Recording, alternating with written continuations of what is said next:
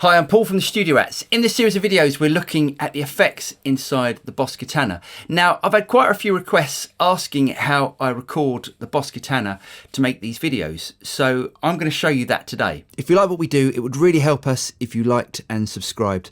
And don't forget to click on that little bell button down there and you'll be notified of any future videos that come out from the Studio Rats. The first thing you need to do is to plug a USB lead out the Katana into your computer and download the Tone Studio software, which I'm showing on the screen at the moment.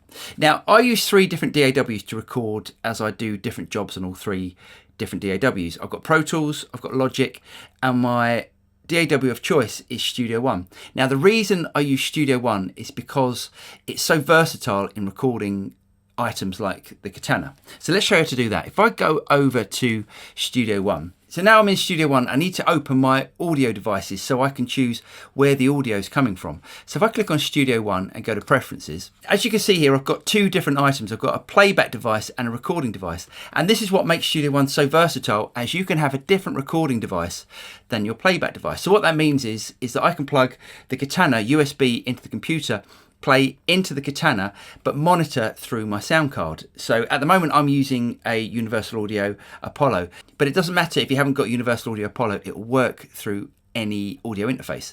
So I'm going to choose for my recording device, I'm going to choose Katana, and for my playback device, I'm just going to leave it on Universal Audio Thunderbolt so I can monitor what's coming from the Katana.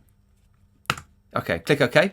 So now what I have to do is to open my Audio I/O setup. So what we've got here, I've got my inputs, which is my Katana, and my output, which is all of my Universal Audio Apollos. So let's go to inputs. Now you've got 2 inputs with the Katana. You've got input 1 and input 2. They're both stereo inputs. You can have them as mono, but just keep them as stereo at the moment. And we're going to click OK. So on my first channel, I've got input 1, which is coming from input 1 and 2 on the Katana. Now if I click on record and monitor here, I can play my Katana with the straight signal. So this is the Katana with the amp with all the effects.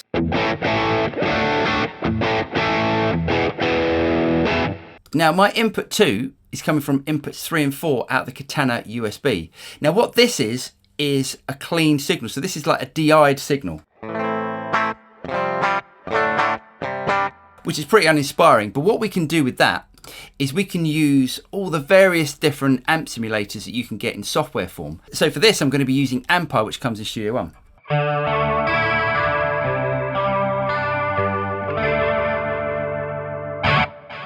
So I hope that made sense. If not, please leave some comments below and I'll try and do my best to explain. Now, Studio One comes with a free version if you don't want to buy the Pro version like I've got, and you can try all the different things that I'm trying here. Also, I just want to say thanks very much for anyone that's bought me a coffee. I really appreciate it. If you want to buy me a coffee, you can in the link down below in this video. And if you haven't liked and subscribed and you'd like to like and subscribe, please like and subscribe, and you'll be notified of any future videos that come out from the Studio Rats. I'm Paul from the Studio Rats, and I'll see you guys next time. Cheers.